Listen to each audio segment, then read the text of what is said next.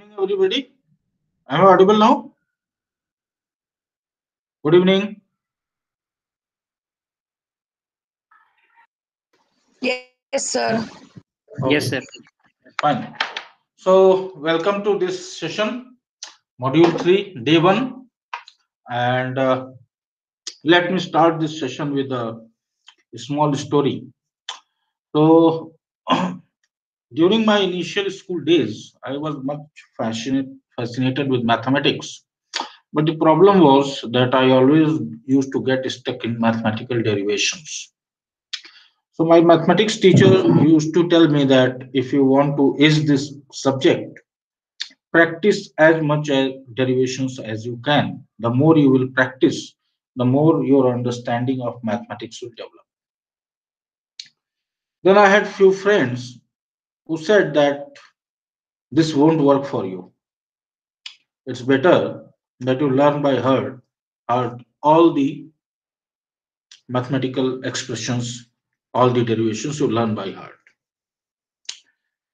Then I went to my cousin who was senior to me, one class senior, and I asked how to. I usually get stuck in derivations. What should I do? My teacher told that you practice more and more. So my cousin said, no, no, no, it won't work for you. The more you will be deriving the equations, there will be a lot of confusion, and ultimately your understanding due to this confusion, your understanding of mathematics will go down. So when I grew up and learned all these mathematics and statistics, I realized that what my teacher told was a truth. What my friends told were lies, and what my cousin told was damn lie. However, irrespective of whether it was a truth or lie, all of the three were trying to establish some relationship. That if I practice more, then in that case, whether my learning ability about mathematics will increase, or if I learn by heart all the equations, then, or will I end up in confusion, or we're trying to derive their correlations, the effect of one thing on the other, whether it will increase or decrease.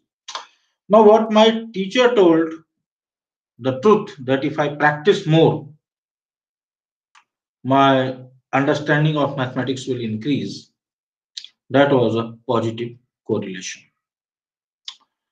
What my friends were trying to tell, that no, the more and more you learn by heart, your understanding will develop. That was a no correlation, no relationship. And what my cousin told me, that I'll end up in confusion and my learning about mathematics will go down, that was a negative correlation.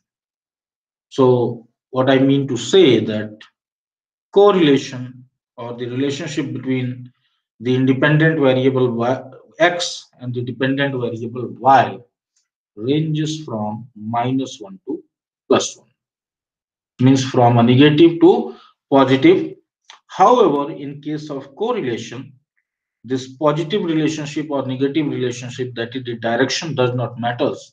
What matters most is the magnitude, the strength of the relationship. Then sometimes we also have something known as spurious correlation. Like if I want to model, or if I want to predict, or if I want to establish a relationship between the size of the index finger and the mental ability of a person, can we correlate it?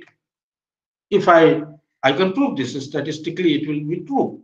Let's take a child of 1 year age, measure his index finger length, and measure his mental ability.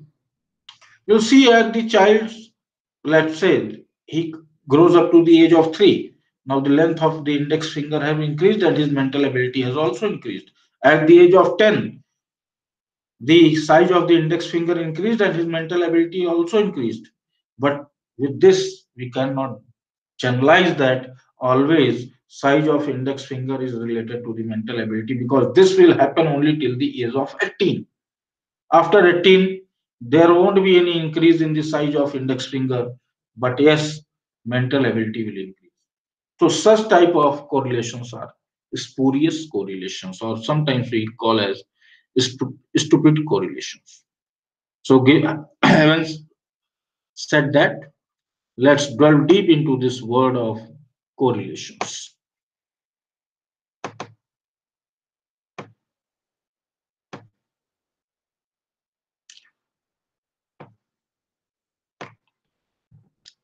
So the agenda for today is we'll be discussing about correlations.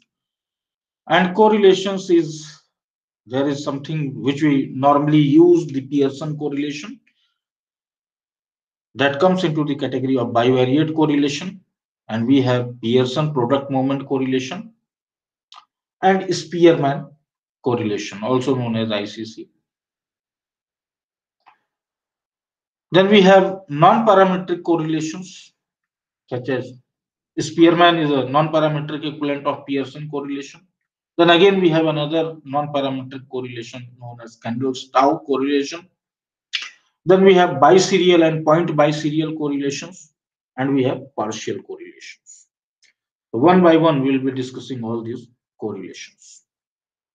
Now, what I was saying is a negative correlation, a positive correlation, and no correlation. It could be depicted in three figures. Now you can see that in figure 1, if you see, as the variable v2 increases, the variable also, sorry, as the variable v1 increases, the variable v2 decreases. This is a negative correlation, means both the variables are moving in opposite direction. But the strength is strong, 0.90. R value is 0.90, means 90% correlation is there, but in a negative direction. In the second figure, there is no movement. You cannot see in which direction v1 and v2 are moving, means they don't have any correlation. In the third case, you can see as v1 increases, v2 also increases. There is a strong correlation and a positive also, positive in nature. So here I mean to say the first case and the second case is not different in terms of magnitude. Both have 90% correlation. Only in first case, with the increase in V1, V2 is decreasing at the same level as in the case of case 3, with the same effect, with the same magnitude, where with the increase of V1, V2 is also increasing. So the correlation stands at the level of 90% in both the cases. So what matters is in correlation, what matters is the magnitude. So we have already seen as these scatter plots. Now, when we model a relationship, so we can say every outcome is equal to model plus error. Outcome means your dependent variable, y, which you want to measure. Model is your statistical model. So in our case, our statistical model is bxi, and always there will be an error. Without error, none of the model is complete, because you will always have some error that will happening in the model. So the total outcome will be equal to that, because there will be variance, there will be deviations from a model. So every outcome is equal to model plus error.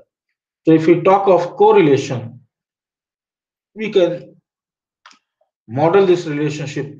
Outcome is equal to bx error, where x is your predictor variable and b is your correlation coefficient. So if you have to find the value of y, you have to put into the correlation coefficient and the value of your predictor variable or independent variable x.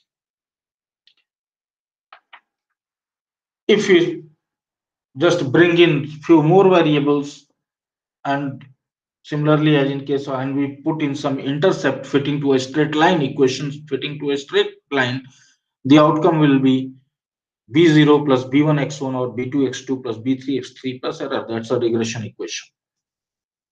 But for correlation, you'll write outcome is equal to bx plus error, where I is the means x is the value of the independent variable for the ith term and error for the ith term.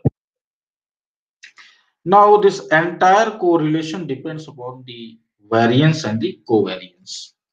We have talked about this variance and covariance in the earlier session when we are talking about ANOVA and GOA and other things. So let's have a quick revision. That variance tells us that by how much an individual score deviates from the mean for a single variable. So we have many observations from a variable. We calculate the mean, then individual values, how much they differ. This is the variance. And it is closely linked to the sum of squares, as we have seen in ANOVA. Then covariance is similar to this variance.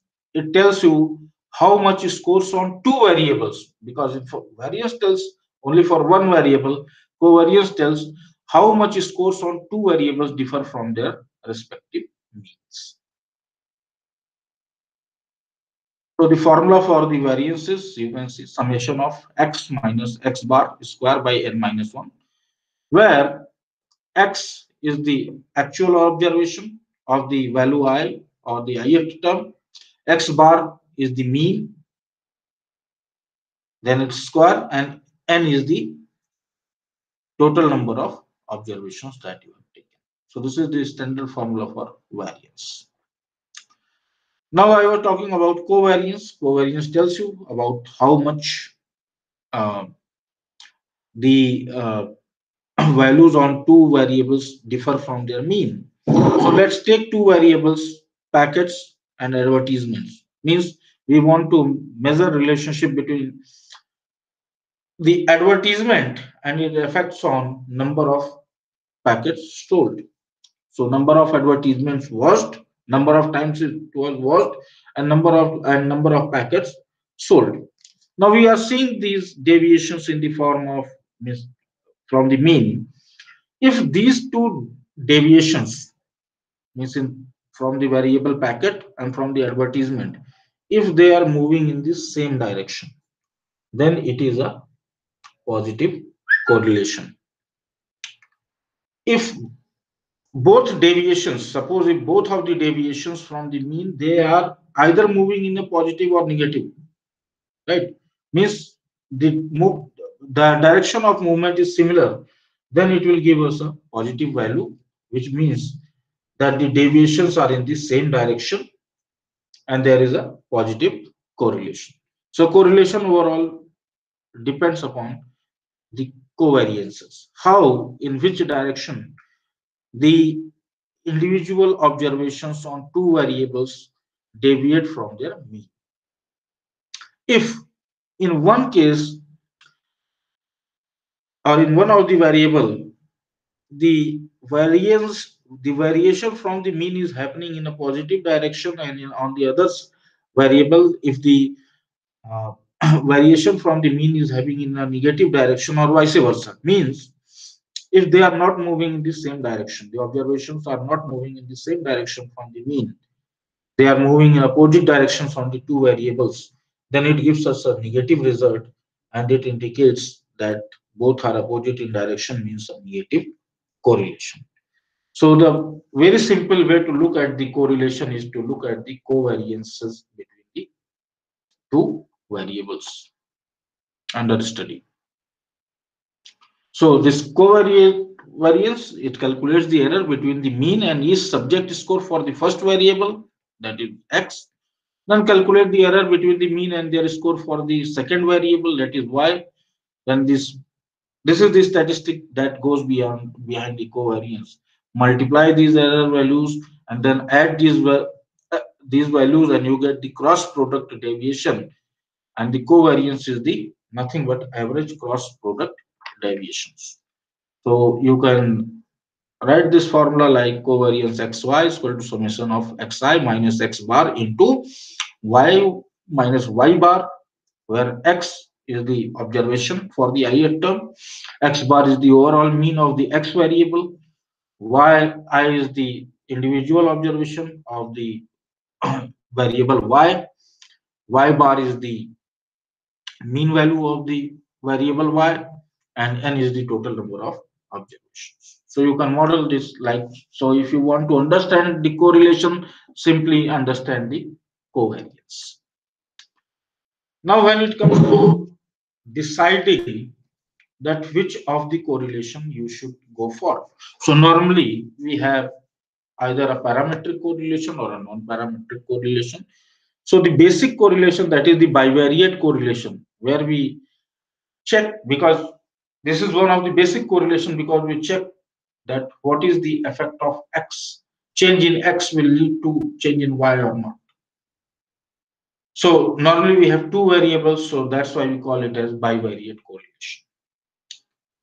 So, but again, this bivariate correlation is divided into parametric correlation and non-parametric correlation.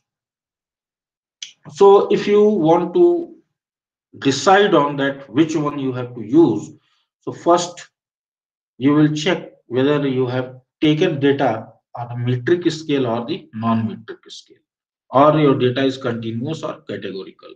If it's metric or continuous data, check for the normal distribution. If it follows normality, then proceed to see whether the sample size is small or large. If sample size is small, move on to the non-parametric correlation. If it does not follow the normal distribution, move on to the non-parametric correlation, that is Spearman correlation.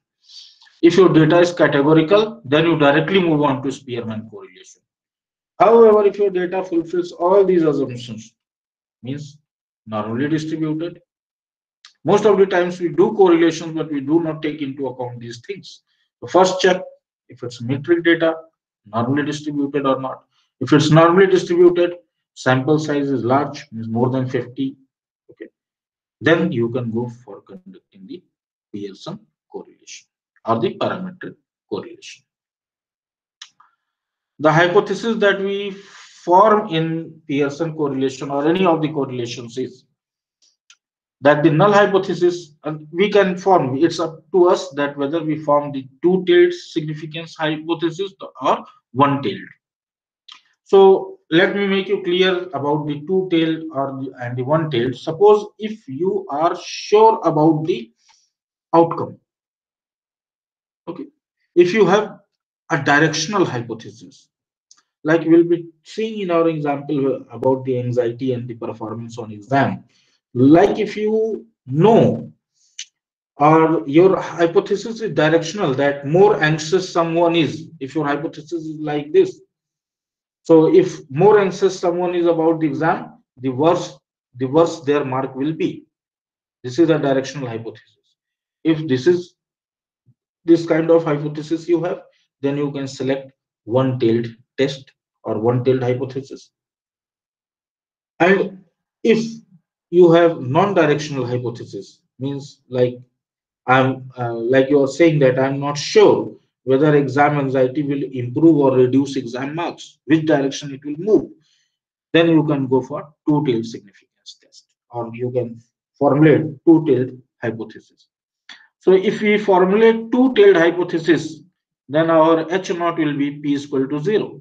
That is, the population correlation coefficient is 0. If population coefficient correlation is 0, means there is no association between the two variables under study. And alternate will be population correlation coefficient is not 0. Means a non-zero correlation could exist. There is some correlation.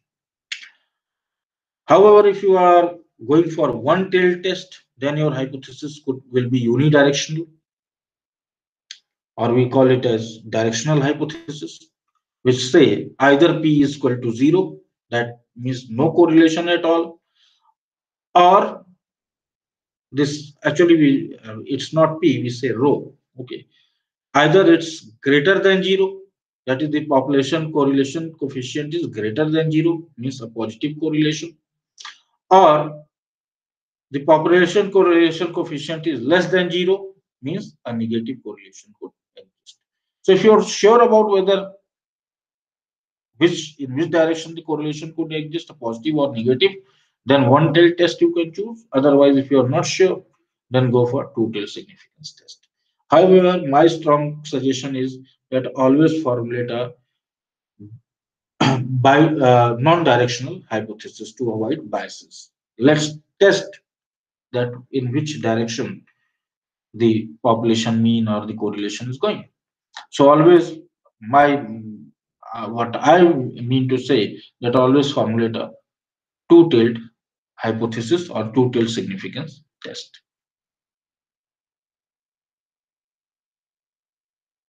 Now coming on to the correlation. So first one is the bivariate correlation. So let's test this correlation using our data set. So the data sets are in the file examanxiety.sav. Can you people please open it and let me know once it is with you. Please practice along with me. Okay. Now let's look at the data. So code is nothing but the serial number of the participant, that is the student. Variable revise is time spent on revision. Exam means exam performance in terms of their scores. Anxiety is exam anxiety and then gender. One stands for male, two stands for female. Now, the problem is, the case is that there is a psychologist who is interested in the effects of knowing the effects of exam stress and revision on exam performance. That is anxiety, that is the exam stress and revision, to understand the effect of these two on exam performance, measured in terms of the exam score. Now, uh, for this purpose, he had devised and validated a questionnaire to assess the state anxiety relating to exam. And there is a standard questionnaire made. We call it as EAQ, Exam Anxiety Questionnaire. Now, this scale produced a measure of anxiety score out of 100. So, this score of was 100. Anxiety was scored on a scale of 100, and anxiety was measured before an exam, and the percentage mark of each student on the exam was used to assess the exam performance. The psychologist also measure the number of hours spent revising, and now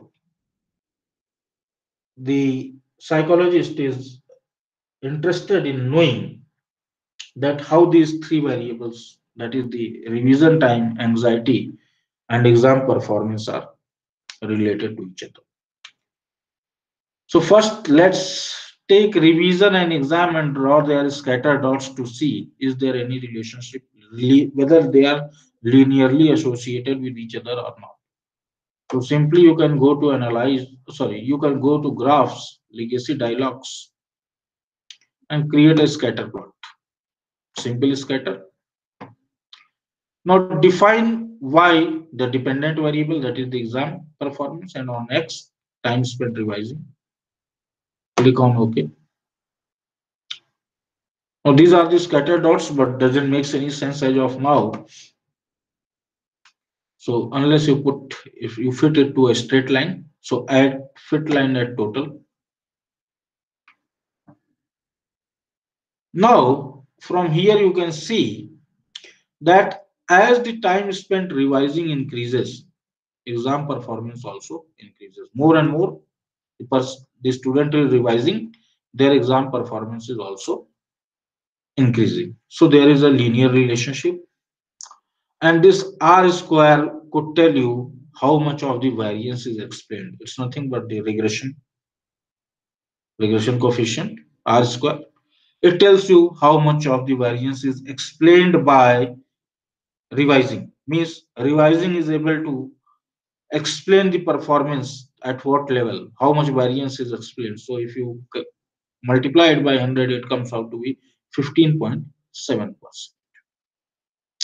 Now, similarly, see the case of third variable.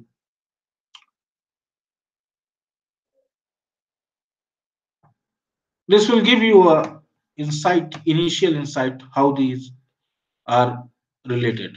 Now, second thing is the exam anxiety.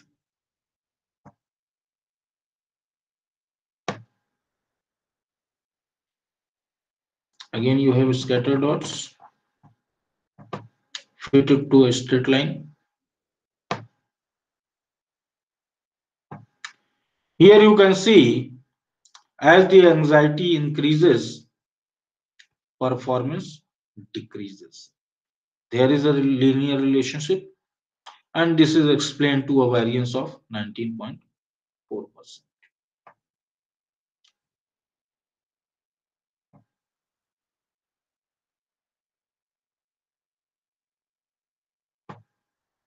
Now, if you want to have more insights, you can see the relationship between time spent revising in exam anxiety.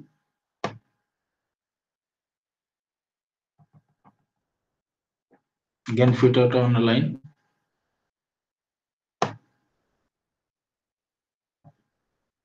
Now, this tells as the exam anxiety, as the time spent revising increases, exam anxiety decreases. So, if more person is revising, their exam anxiety will be less, and this could be explained to the variance could be explained to a level of 50.3%. Now, totally all these are now explaining the 100% variance. So this was just an initial observation through graphs about the relationship.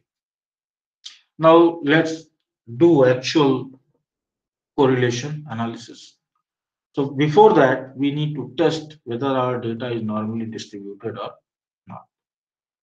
So you can go to descriptive statistics, explore.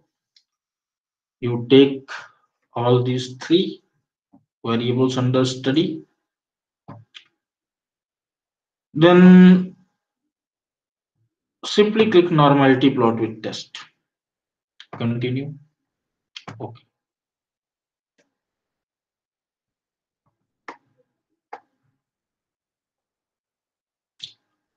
Now we have 103 valid cases.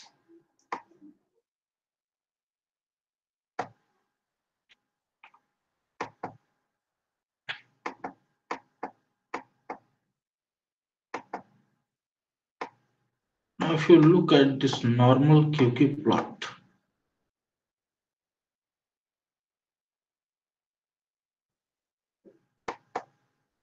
time spent revising. I already told you when you look at the QQ plot, if the data points are fitted across close to the line, then we say there is a normal distribution. However, in our case, if you can see, this is not normally distributed.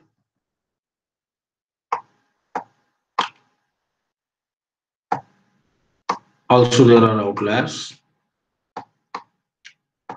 Then if you see QQ plot of exam performance,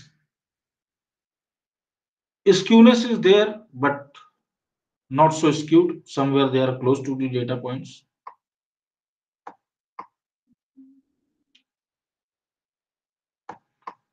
But again, in the case of exam anxiety, it is highly skewed.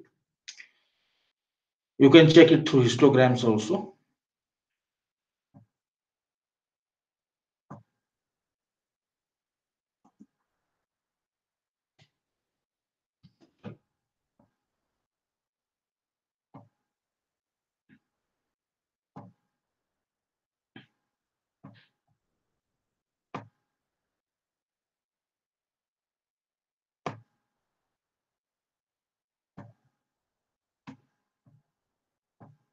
Select these variables in the charts, select histogram, so normal distribution curve on histogram, continue, okay.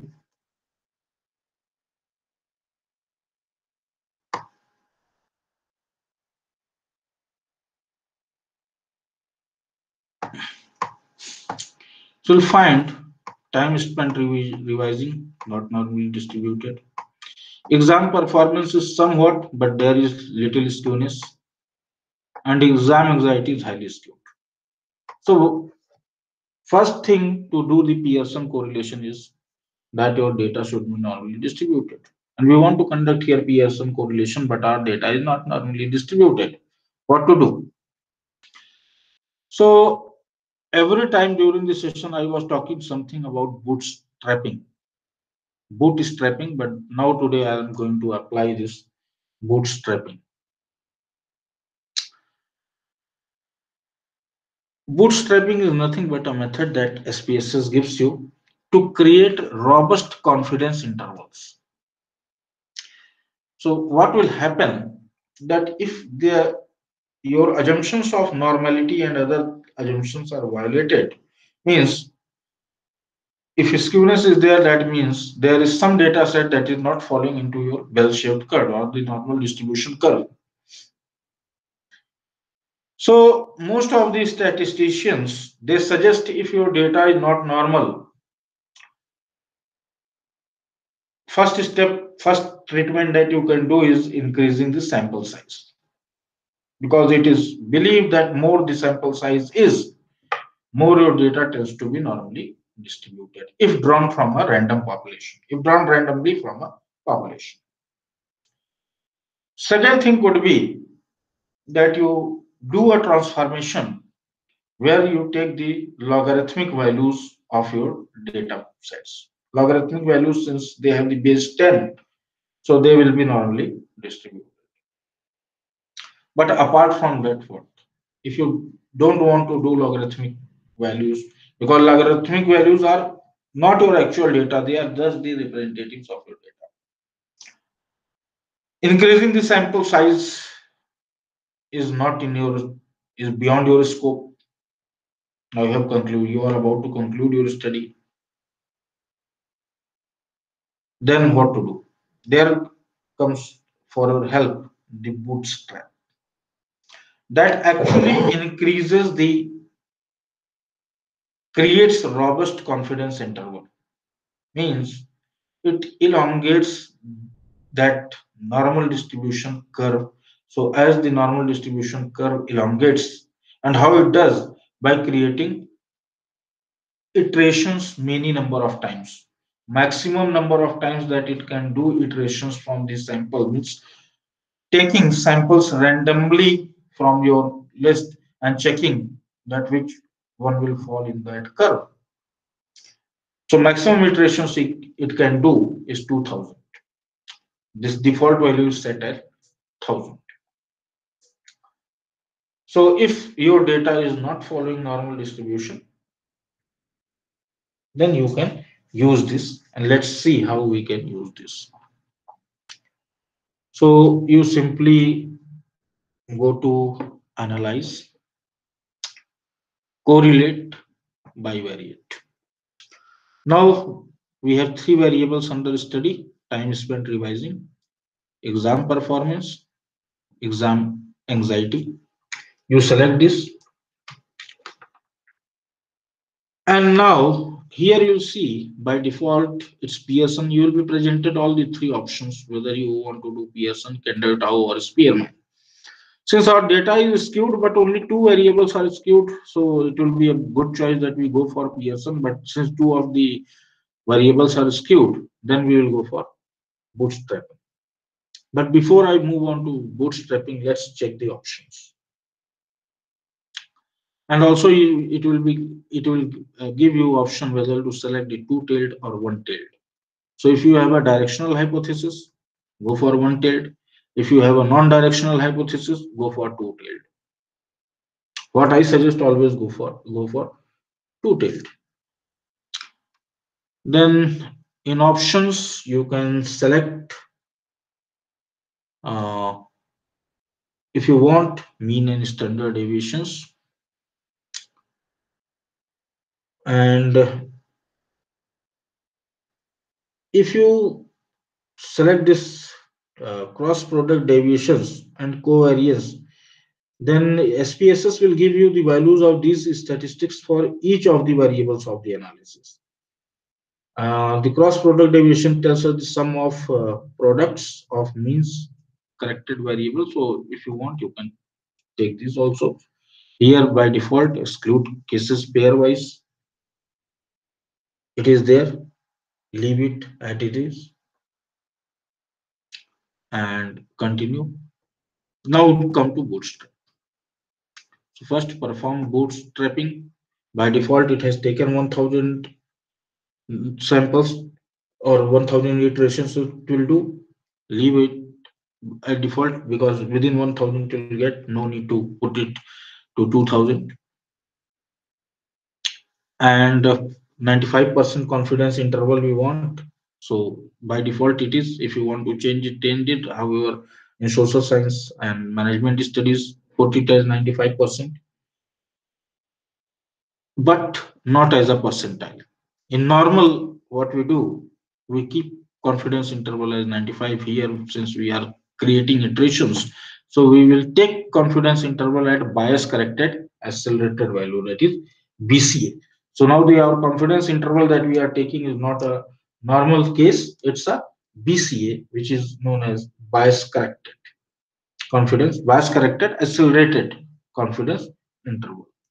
By default, it will be sampling method will be simple random. It will draw randomly, leave it as it is. Continue. Okay.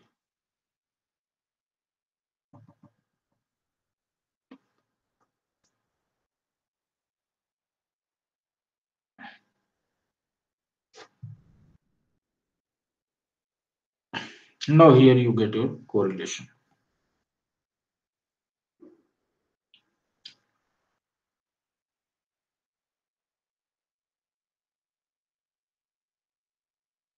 For some purpose, see, I am just dividing it into two halves.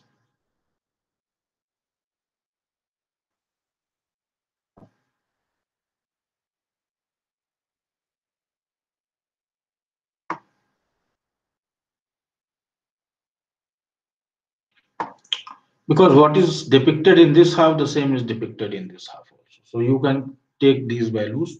So the values of interest is this one,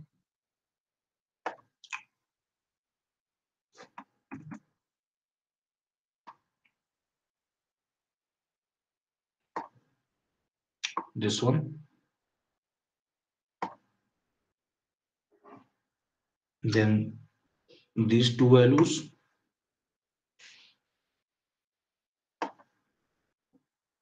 these two values,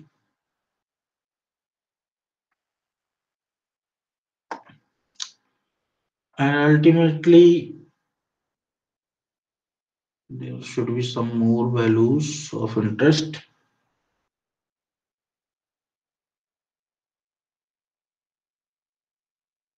Eight six three four six 7.564. Yeah, this one also. This is also of your interest.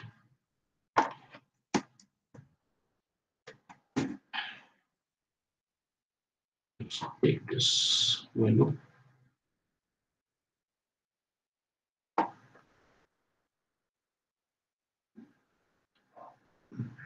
Then these two values.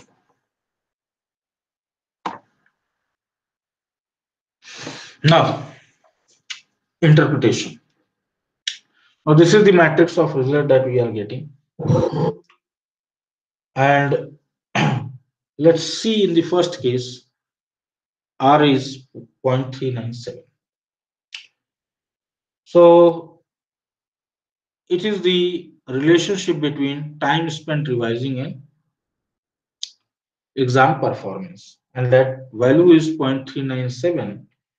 So, and if you see this one, second one, the time spent revising is having a value of 0.709 with exam anxiety. So this thing tells you that time spent revising is positively correlated with exam performance. More and more people revise, more and more will be their performance in the exam. and having a negative correlation with exam anxiety. Means more and more people revise, their exam anxiety decreases. To what extent? With exam performance 0.397, so 39.7% of positive correlation is there. With exam anxiety, 70.9% of negative correlation is there.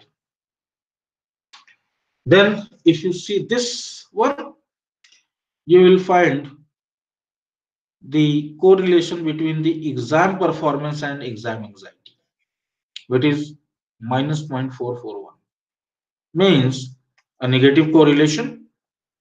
And in every case, you will find the value to be 0.000. All the correlation means the correlation is significant also. If these values are more than 0.05, then irrespective of the strength or the direction of the correlation is not significant. So it has to be less than 0.05. So in our case, it is less than. In every case, you can see it's 0.000. So it's significant. Now we have seen the correlation of time spent revising with exam performance and anxiety. So we found with exam performance, there is a positive correlation of 39.7%. With exam anxiety, there is a negative correlation of 70.9%. Means if revision is people revise more, their anxiety will go down. Now let's check the relationship of exam performance. So here exam performance is having, because we need not to see this another part because it's the same, it's just the repetition of this, because it's inter-item correlation it's measuring. So the matrix will, you can just see the half of the matrix. Now here exam performance correlation with exam anxiety, a negative correlation. That means higher the anxiety level, lower will be the exam performance. And that relationship is to a level of 0.441 or 44.1%. Now, there is something of interest, and that is the confidence interval range that we have marked. So, if you see for the relationship between revision time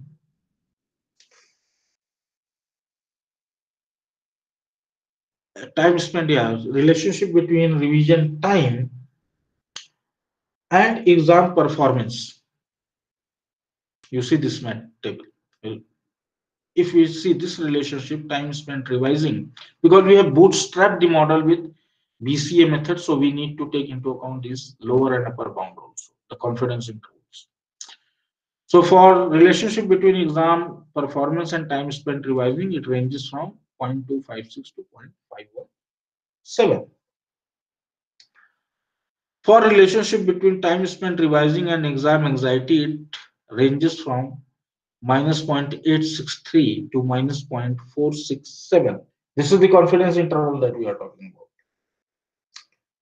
And then for the relationship between exam performance and exam anxiety, it falls into the range of minus 0.561 to minus 0.296.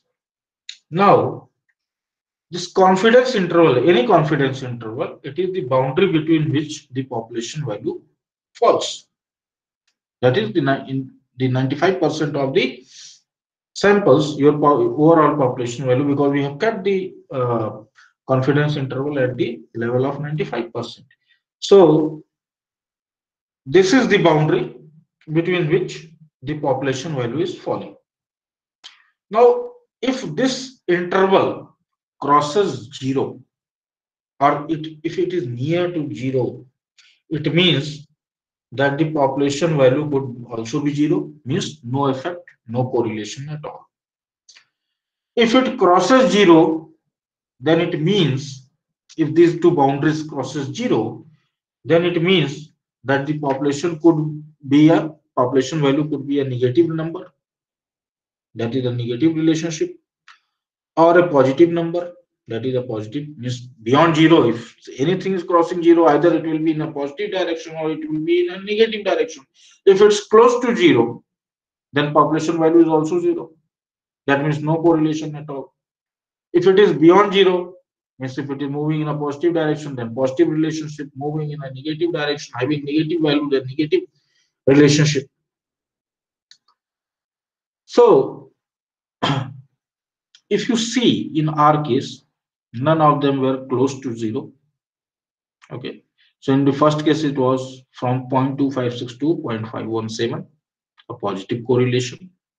In second case, minus 0.863 to minus 4.467, which shows a negative relationship, negative correlation, already correlation coefficient if you see. In the third case, minus 0.561 to minus 0.296, the confidence interval lies, the lower and the upper limit lies in this zone. So again, it is not close to zero and it is negative in nature, a negative relationship. So by seeing these all values, we can say that as anxiety about an exam increases, the percentage marks, if you submit all these results, we can say that as anxiety about an exam increases, the percentage mark obtained in that exam decreases. So conversely, you can also say that as the amount of time revising increases, the percentage obtained in an exam increases. Positive relationship. And finally, you can conclude that as revision, based on these three kind of relationship, that as revision time increases, the student's anxiety about the exam decreases. So finally, you can say that there is a complex interrelationship between the three variables. And we have seen all these relationships also for during our scatter plots. Now, why I made this scatter plot? I, I have got this correlation analysis, but why I have made this scatter plot also? And if a scatter plot was able to tell me everything, then why I did like this? So scatter plot only shows you the linear relationship, but it is also a good predictor of many other things. Let me scroll up.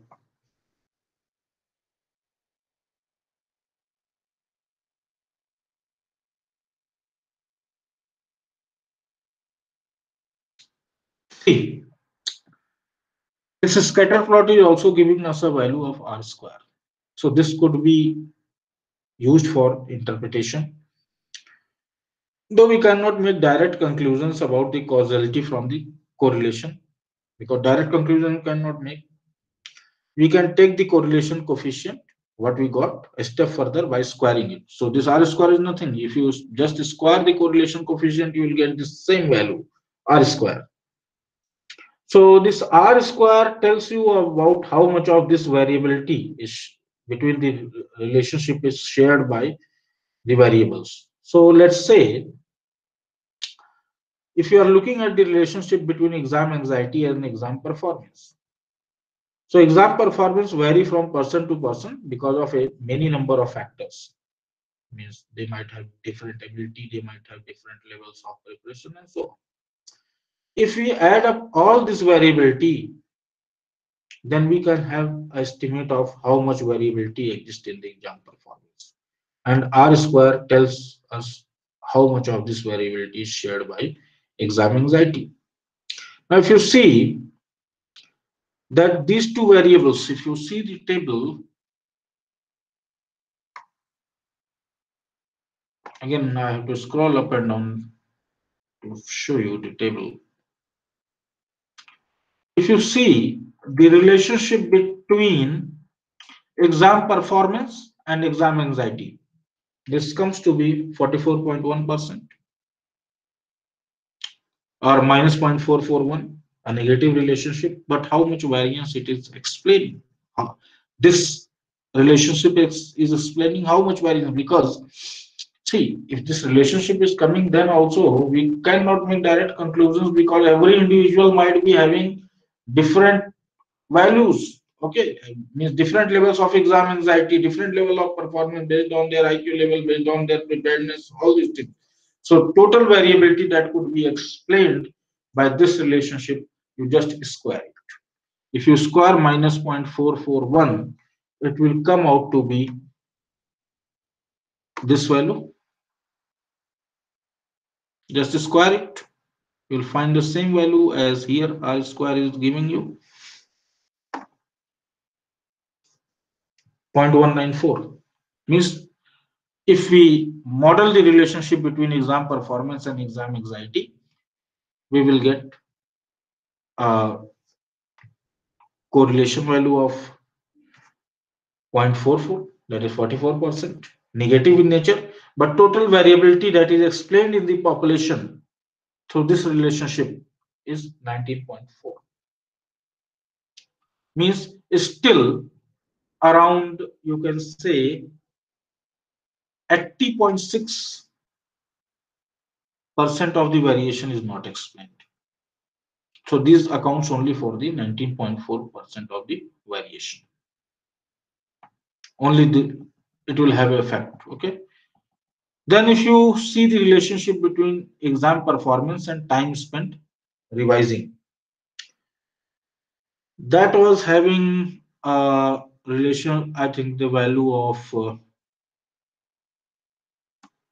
let's see what was the value.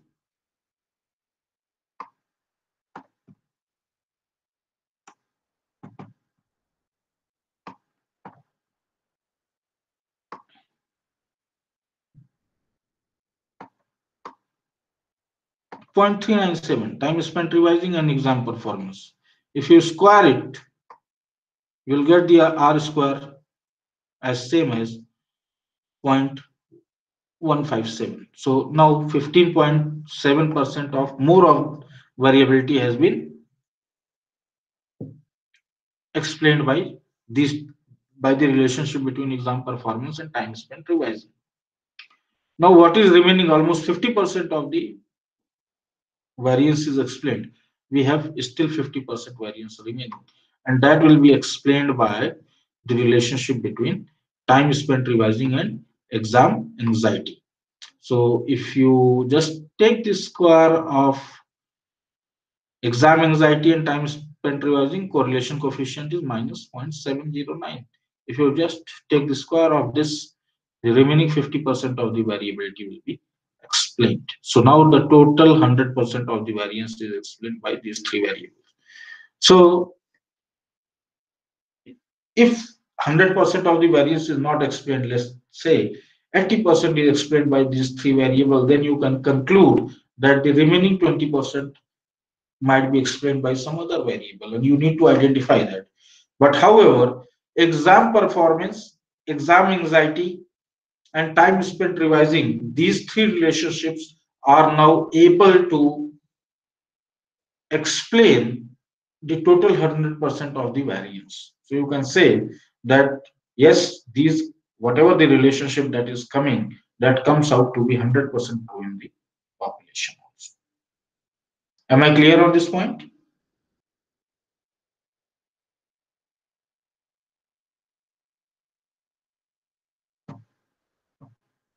Yes, sir. Are other people getting whatever I'm talking about? Because it might be I'm not interested in just saying that this is the correlation coefficient. I want to dig it deeper for the at least for the correlation and regressions.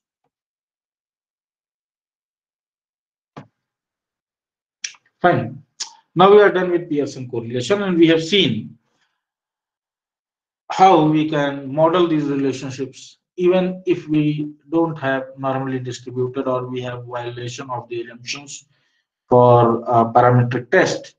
So here, this SPSS option, in every statistic you won't find this option, but in a few you will find the bootstrap, creating robust confidence intervals. And how it will help you, because now you'll say, sir, why to do that? We could have conducted a Spearman correlation, fine. But sometimes Spearman correlation is not, because you have the data on a continuous variable, whereas Spearman correlation is mostly used when you have a data as a categorical variable, nominal and ordinal. That's why if you want to conduct You have a categorical variable, sorry, you have a continuous variable measured on a metric scale. Your data is metric in nature. Only thing that it is not following the normal distribution, then going for a non-parametric equivalent doesn't make sense. So if there is an option, you can use it. You can create robust confidence intervals by bootstrapping it, but tests justify it. However, I suggest if your data is very highly skewed, as as you can see from the box plots, sorry, the that normal QQ plots, or from the histogram, if you see that the pattern is highly skewed, then don't even go for this bootstrapping. It's better to go for the non-parametric test. But wherever you find the chance, you can do the bootstrapping. Where it will help you the most, that is in regression. Reason being, there is nothing called non-parametric regression. So if you have to model a relationship where you want to predict the outcome variable y based on, let's say, three uh, variables x1, x2, and x3, and somewhere they are not normally distributed, you don't have any other option. There you have to bring them into a normal curve, either by taking the logarithm or by increasing your sample size. If both of these are not possible, go for bootstrapping. Create robust confidence intervals. Now, the non-parametric, that is the Spearman correlation. This Spearman correlation is normally, so Pearson correlation we denote by R.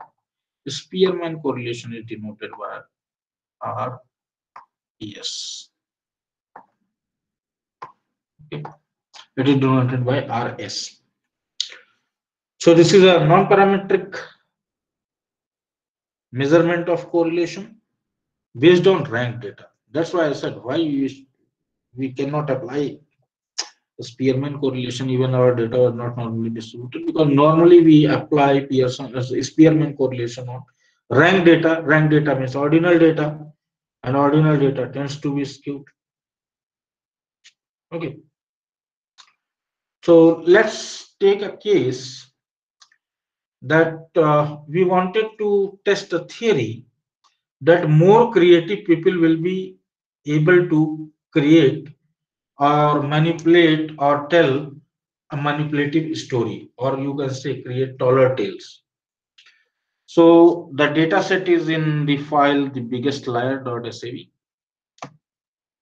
Let's open.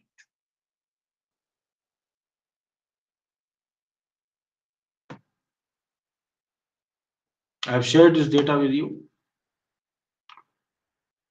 So the biggest liar.sav.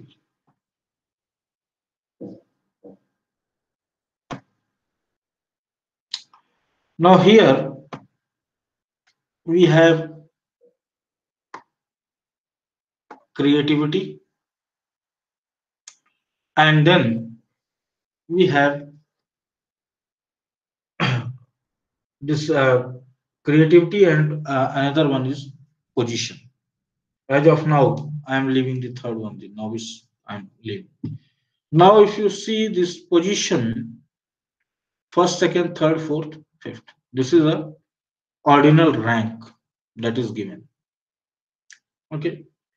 So we are trying to know that based on the position, okay, whether uh, a person who is means we wanted actually to test the theory that if there is a competition of telling the stories or manipulating the stories, how much creative a person would be as per their rank.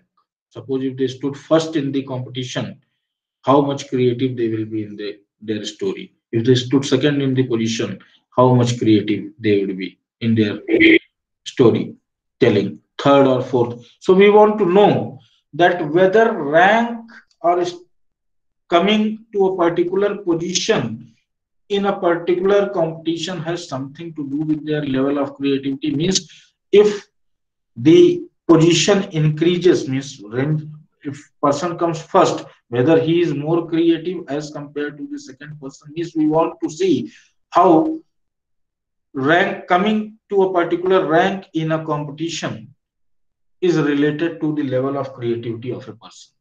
Now you can see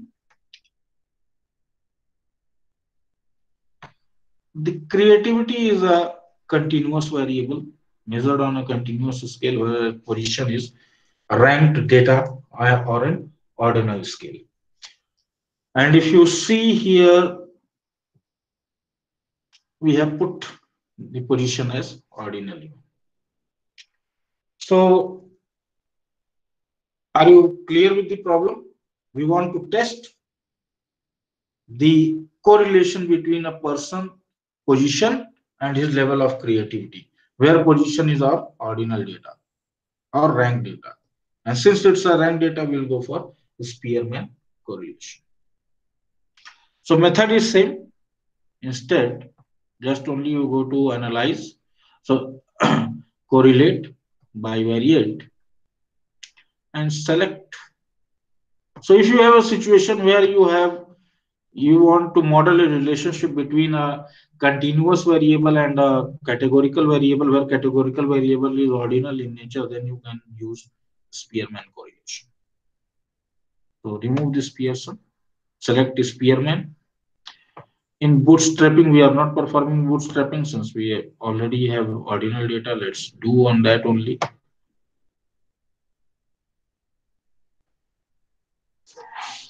So now here you can see. So this Spearman correlation is normally pronounced as Spearman rho. So that value comes out to be minus 0.373. So from here, we can see that the correlation between the two variables, that is the person's position or the rank and his level of creativity, is negatively correlated. Means as creativity increases, position decreases. If a person is more creative, he will rank less in the competition. If he is more manipulative, because we wanted to check whether people are able to, means with their ranks, if people are who are able to tell the better lie or better manipulate, whether they rank better in that competition or not. So from this we can conclude that as the creativity of the person increased, their position in the competition decreased. So those who were more manipulative, they ranked higher positions. Those who were more creative, they ranked lower positions. This negative sign tells you that. So it's as same as the Pearson correlation. The only change is that if you have a situation where you have to correlate the variables where at least one of the variable is an ordinal variable, then you can go for this Spearman correlation. So again, you can say that there is a negative correlation between creativity and position. So more creative a person is, he will rank low in the competition. More manipulative he is, he will rank more in the competition, and that relationship comes out to be 37.3%. So change in 100% of creativity will bring a negative change of 37.3% in the position of the person. That will be the overall effect size. Now, third type of non-parametric correlation that I told is Kendall-Stau. Excuse me, Yes. sir. In this, do we not check R square? If you want to, yes, here also see R square is always the best estimate that how much of this is variance is explained. Okay. So, Okay. so of course you have to report Because mostly people in correlation do not report. If I'm saying you have to report R square, means you have to report R square everywhere. So let's see.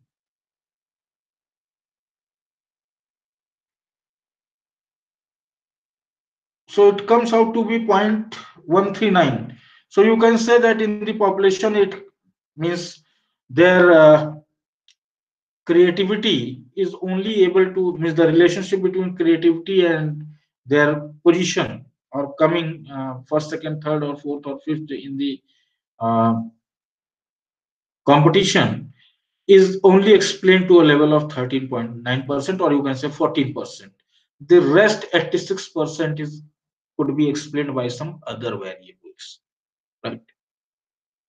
So if you are taking only these two variables, means only 14% of uh, variance could be explained by these relationships. There might be some other latent variables, or there might be some other factors which could explain the remaining 86% of the variance, and you have to find that, right? Okay, sir. So let's say persons coming first, second, third, fourth, fifth, and they how much they are um, creative in their storytelling. Okay, this relationship is explaining 14%. Then there might be other factors that how much they are able to influence the judge with their stories, right? How much means they are able to influence the audience. These are the other factors which could explain the remaining 86% of the variance. As of now, you can say only 14% of the variance is explained by this relationship. Am I clear? Yes, sir. Perfectly. Now we have talked about Kendall Tau, the third kind of uh, non-parametric correlation. So this Kendall Tau could be it should be used rather than see both are non-parametric. Spearman correlation coefficient and Kendall Tau both are non-parametric. But we should use Kendall Tau correlation when you have a small data set with a large number of tiled ranks. Tight ranks means when many people are having similar ranks, then you can use Kendall Tau. So let's see in our data, your sample size is also small, 68 people, and every person is not having a unique rank. Means many people are having the first rank, many people are having the second rank, many people are having the fourth rank. So rather than Spearman correlation, we should take Kendall Tau correlation as the best estimate of the relationship. So if you the method remains the same, correlate, bivariate. So creativity and position rather than Spearman, we select Kendall Tau. Okay.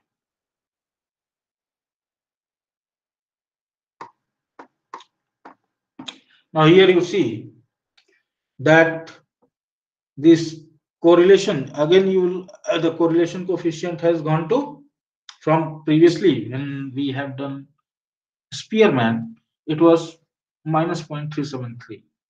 Now it has gone to minus 0.300. So the model has improved or not?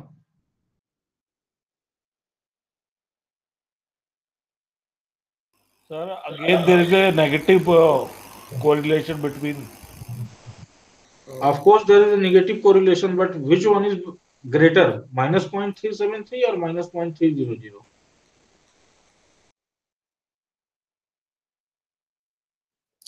Minus This one point. is better. This one is better. So what I mean to say, if you have, see, you can use any of them. You can use Spearman, you can use Kendall Tau. But if you have a situation where you have the ranks, now what I'm saying, ordinal ranks, first criteria is that at least one of the variable is ordinal. However, if your ordinal variable is like ranking, and if there is ranking, there are high chances that many people will be having same ranks, similar ranks. Then in that case, Kendall tau is the best estimate of the correlation. And it is always written as tau. Let me try to make it like this, Kendall tau. So if you have rank situation, your ordinal variable is like a rank, and if you have many ranks tied to one value, means many people coming as first, many people coming as second, many people coming as third, then Kendall tau is the best estimate of correlation. Now the next correlation that we want to study is, Sir, yes, sir, in the output table, beneath the table, there is written correlation is significant at the 0.01 level, two-tailed. huh. Are we using 1% level of significance? No, sir, we are using 0.5 per 95:5 ratio. But what happens when we go for correlation or regression analysis? What happens that SPSS by default takes 99 and 1, right? Okay, sir. So this is the output you can ignore here, okay? Okay, sir. Because the SPSS has been made like this that in the case of correlation, regression, or in case of multivariate analysis, it doesn't leave much chances of error. However, our correlation is see correlate bivariate we have taken in the options, since there is nothing to define that whether we are taking 95 or 5, so by default it has taken 99 and 1. Okay, sir. Okay. So here in case of this one, since we have already defined this in bootstrapping model, so here we have defined the correlation as 95 and 5. We have already, so 95% confidence interval. So here it will calculate 95 and take the ratio at 5%. Okay. But if we don't have the option, then it will by default see take 0.001. Okay. So that doesn't make much difference if your value is coming to be 0.000 or 0.00. Means if in any case it is less than 0.01, then it doesn't make a big difference. Okay. Yes, sir. This is the default value taken by the software in case of when we compare means, actually then only it takes 95.5 by default, otherwise by default it takes 99 and 1. And sir, even if it is taking 1% level of significance, then also the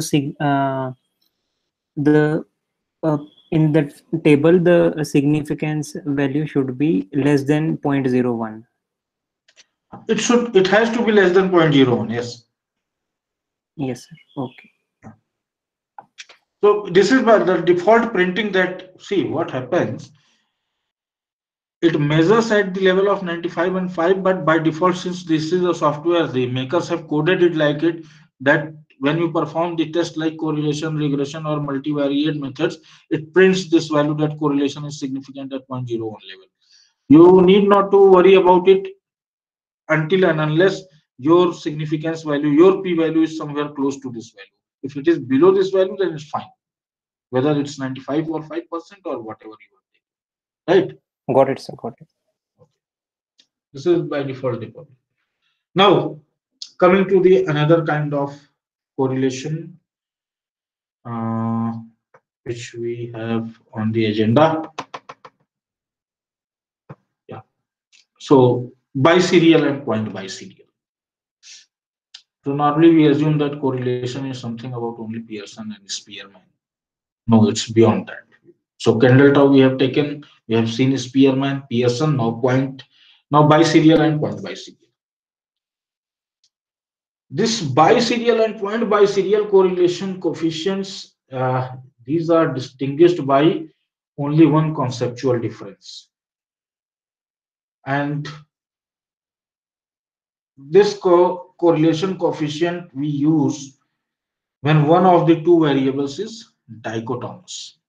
Dichotomous, you understand?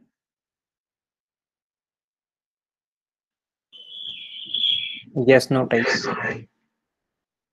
Not only yes, no type means only you have two categories. You can say that any one of the variable is divided only into two categories, not more than that. So yes, no is just an example. So when one of your two variables means if you are checking the correlations and any one of the variable is dichotomous in nature means divided into it's a categorical variable of course, but categories are again only into two, that is the dichotomous variable. So if you have this kind of situation, then you will go for biserial or point biserial correlation. However, you will use point biserial correlation method when one of the variable is a discrete dichotomy. Now comes the question of what is a continuous dichotomy and what is a discrete dichotomy. When between the two categories there is no continuum, then it is a discrete dichotomy. And when there is some continuum even within the categories, then it is known as continuous dichotomy. Now let me give you first the example of continuous dichotomy. Like passing or failing in an exam. Now you have two categories, but in between either people pass or people fail. But in between there could be some continuum. That is, some people will only just pass. Means they will be means between their passing marks and failing marks there could be a difference of one only. So some people might just pass while others will fail by large margin. Right. So you have fail and pass these two categories, but in between these two categories also there is a continuum. That's why it's called as continuous dichotomy. Is that clear? Because this point is somewhat confusing that you have two categories and you are saying that in between two categories also there is some continuum and we call it as continuous dichotomy. Is this clear? Yes, sir. So there is one situation that you have continuous dichotomy. So first situation for doing this biserial and point biserial correlation is that at least one of your variable is dichotomous. Now, if the dichotomy is continuous, means there is still exists some continuum from one category to another, like pass and fail. People might pass with a little margin, okay, else they will fail. There is a continuum. Then you will perform biserial correlation. If there is a discrete dichotomy, like living and dead, a person can be either living or a person could be either dead. There is nothing called half dead. Though to unconscious persons we say he is half dead, but still his breathing is on, he is life. Or people getting pregnant and non-pregnant, there is nothing called half pregnancy, either pregnant or non-pregnant, either live or dead. Means there won't be any continuum. Both the categories will be absolute, means there will be discrete dichotomy.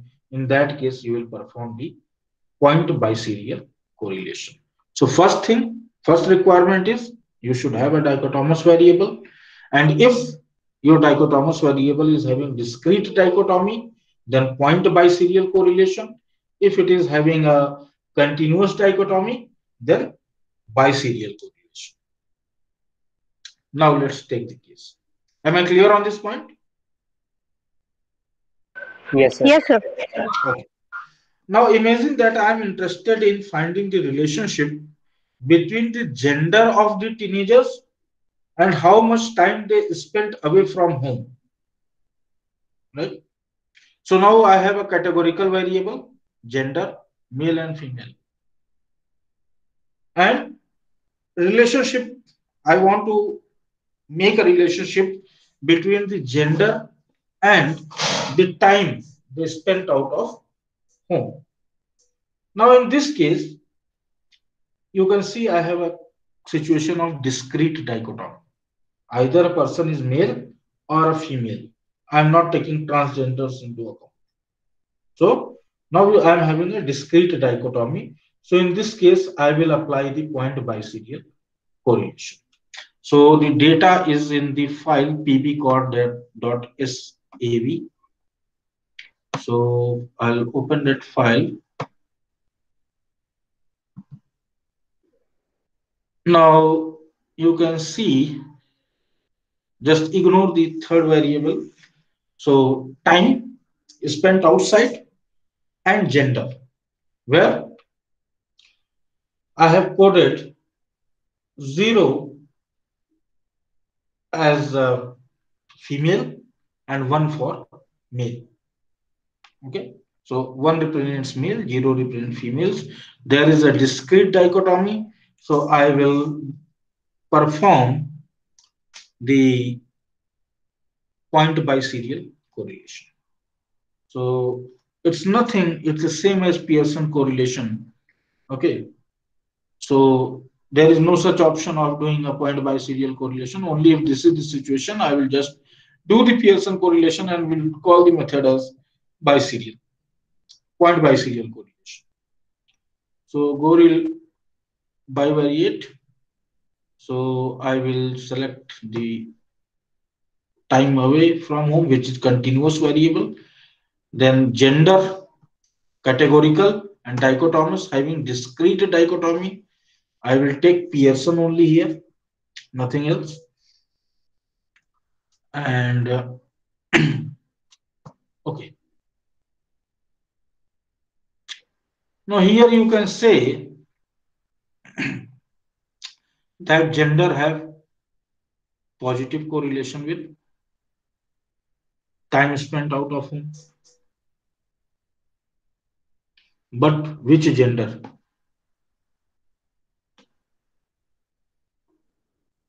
The relationship is also significant, but based on this, see, it is saying that gender has a positive correlation, but which of them is spending more time?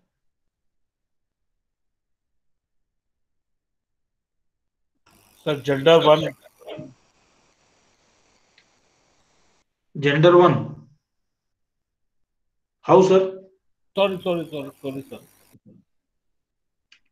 Again, gender one is male in this case and gender two is female. How come, sir? You are perfectly correct. Males are spending more time than females out of the home. So because in the second block, it is written to gender one and the times away from home 3.378. So it's 0.378, but it only shows the gender of teenager is correlated with time spent from home. But which of the gender? Gender is not increasing in a particular manner. You have only two categories, 0 and 1. You are not saying that male is having a particular value higher than the female. Are you getting my point? Yes, sir. Yes, sir. Gender is not changing from female to male. There is no continuous increase. They are two discrete variables. Discrete dichotomy is there. Still, I am saying that out of this relationship, I can say there is a positive relationship of gender with time spent from home. There is a relationship of 37.8%, and I'm also saying males spend more time than females.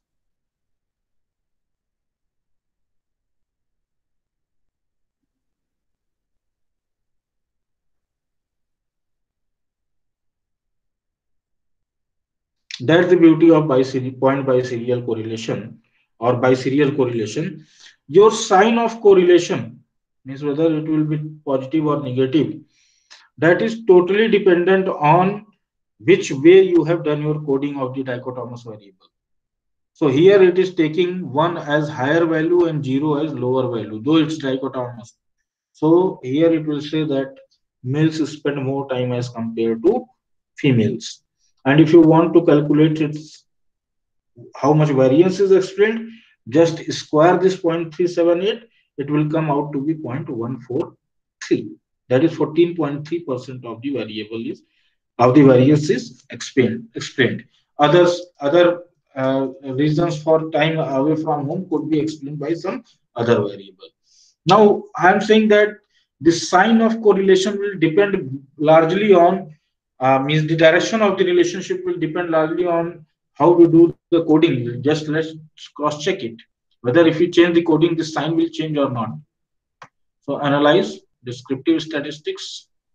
Sorry, correlate, bivariate. Rather than gender of teenager like this, I am taking teenager gender recorded, where I have recorded it. Previously, 0 was for female and 1 for male. In this case, 1 is for female and 0 for male. Okay. Now you can see.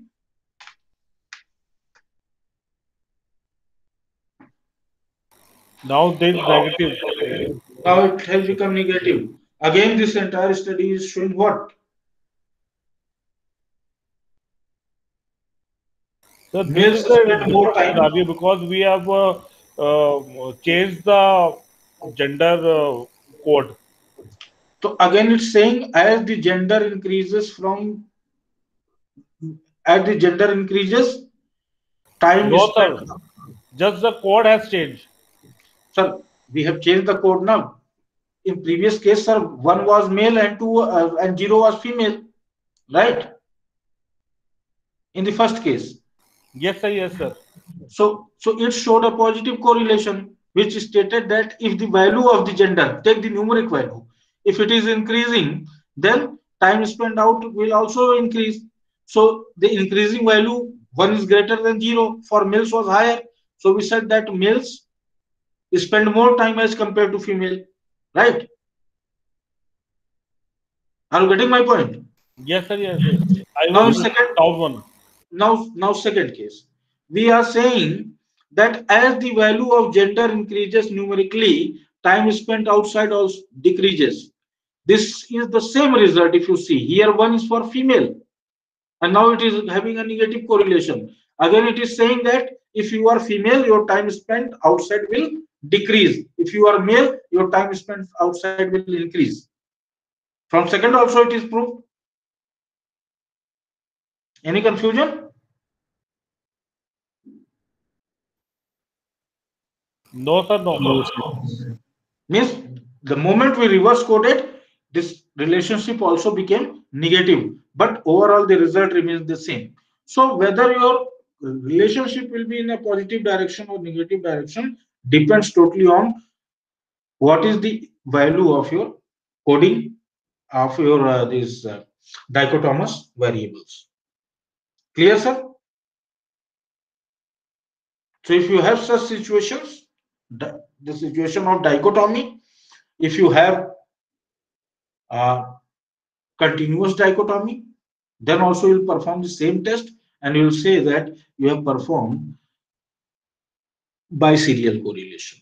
If it is a discrete dichotomy, that in our case it was either male or female, no in between continuum, then you will say that you have performed point biserial correlation, and it is always denoted by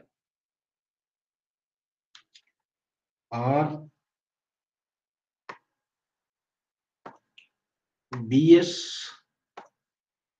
If you are doing biserial correlation, sorry, RB, yes, only RB, sir. So RBS stands for point biserial correlation and RB stands for biserial correlation. So RB, I think I'm getting confused. Just let me write it like this. RB, if you have done biserial correlation, means if you have uh, continuous dichotomy, then biserial correlation denoted by RB. If you have discrete dichotomy, means no continuum among your categorical variables or your dichotomous variable, then you will perform the same test, but you will call it as point biserial, RPB, denoted by RP. So this is the biserial correlation and point biserial correlation. So first you will check whether your variable is dichotomous or not. If it is dichotomous, so most of the people were always stuck up that if we have a categorical variable, or if we have a ordinal variable, or we have a dichotomy kind of thing, how we are going to find the correlation. You can find it by biserial and point biserial. However, if again in point choosing among whether you will go for point biserial or biserial, you have to see whether it's a discrete dichotomy or a continuous dichotomy. If continuous dichotomy, same correlation, Pearson correlation, but denoted by RB, that will make it a biserial correlation, or RPB if you have a discrete dichotomy, that is the partial, then you will perform partial, you will perform uh, point biserial correlation denoted by RPB. Now the last one, that is the partial correlation. Now, if you see our first example, exam anxiety data. So it has showed that exam performance, if you see, let me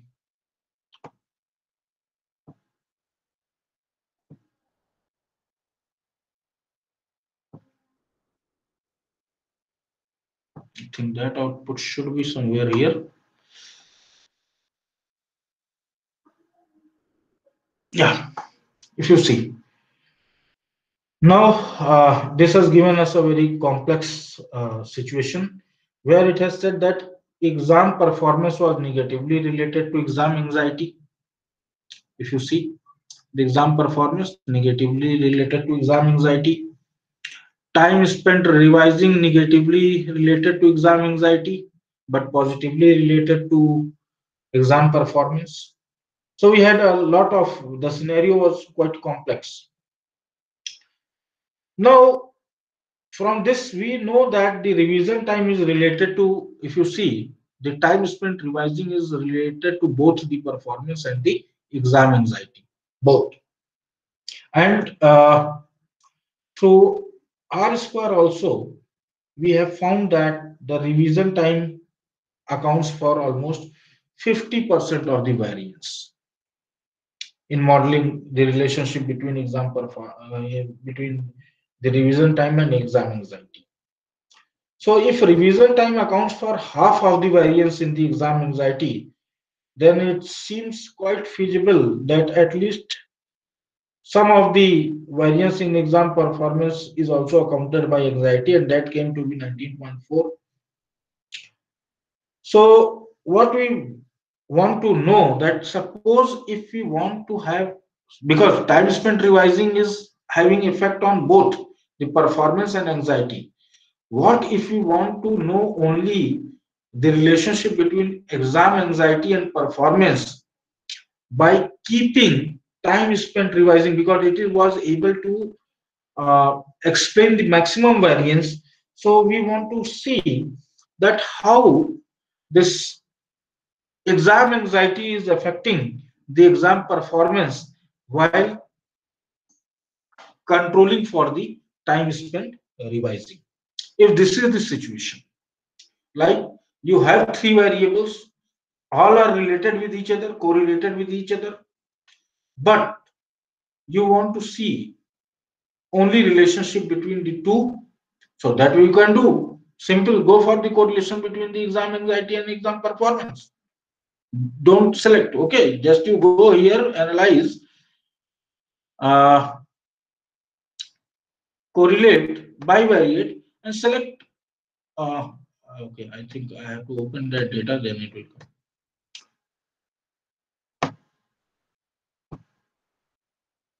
Yeah.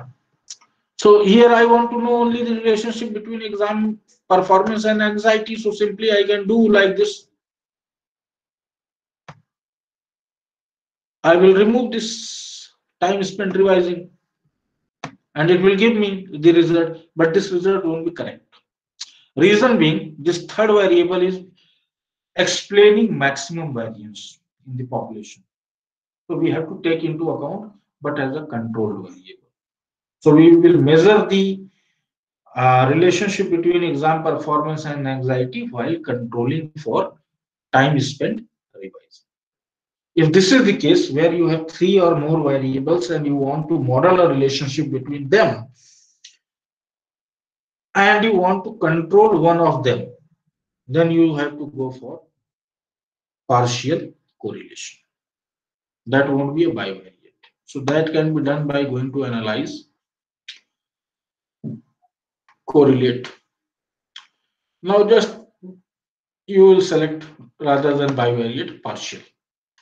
Now here we want to have a control for time spent revising. We will put it here. Exam performance here, exam anxiety here. Since the data was not normally distributed, bootstrap it, perform bootstrapping, select all these, continue, and select OK.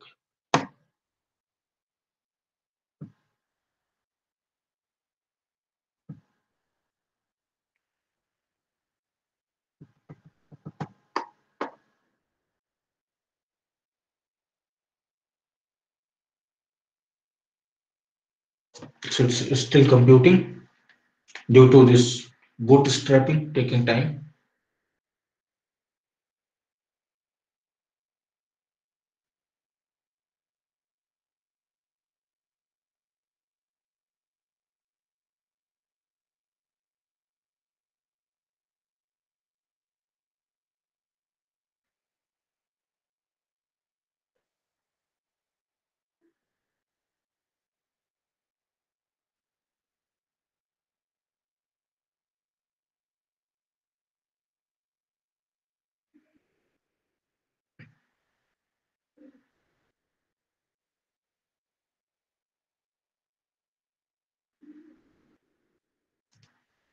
So now you have got this table. Let me divide it into two halves because only one half is sufficient for us. Now here, if you see, when we have controlling for revision time, what is the relationship between exam performance and anxiety? The negative. No, it's negative. It was negative earlier also. So if you have controlled, we are getting 0.247. If you are controlling time spent revising, then relationship between exam performance and exam anxiety comes to be 0.347. Okay.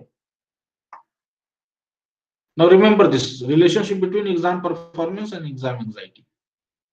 Now see here, when it was uncontrolled, means time spent revising was also taken into account. Then what was the relationship between exam performance and exam anxiety? 0.441 minus 0.441.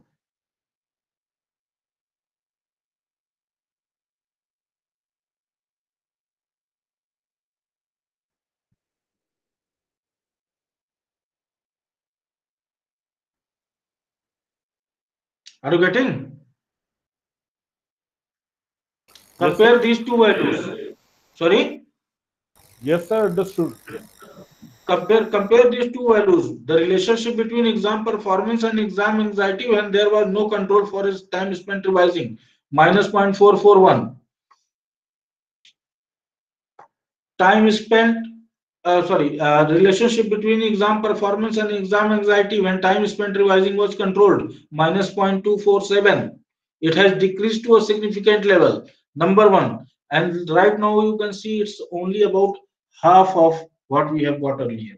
If you calculate R square at this value, previously you can see that in presence of time spent revising, okay, exam performance and exam anxiety relationship was they were able to explain 90.4% of variance in the population. Now calculate in this case how much they are. 0.247 into 0.247.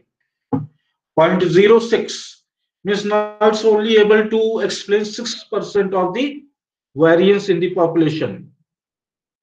So if you will control these time spent revising, the relationship between the exam performance and exam anxiety will be having only 6% of explanation of the variance in the population, and also the correlation will decrease. The magnitude of the correlation will decrease. So if you want to see the effect, first you see the overall effect by taking the third variable, all the three variables into account, or four variable, whatever you have. Then you, if you wish that, suppose if I want to control this variable, then what could be the effect? Like, let's say, for example, you want to know that a relationship between turning the gas stove to high levels and time taken in boiling the water, right? So more and more you will increase the volume of means the flame with the this burner, the time taken by water to boil will decrease. But what, is it getting affected by only this? No, you have a third variable, latent heat, the initial temperature of the water. So if you want to see that, if we take our samples at the same temperature level, means controlling for the temperature, initial temperature, then whether the turning more the knob on, whether it is having a significant effect on the time taken for a water to boil or not. So you want to control that variable. So similarly in this case, first we have seen how exam performance is and exam anxiety is related when the person is revising. Then we want to see how exam performance and exam anxiety is related when person is not revising, because we have controlled it. If we have removed it, then only we could have seen the relationship between exam performance and anxiety. The effect of time spent revising would then be here. But we want that if a person's time spent revising is a controlled variable, then what is the effect?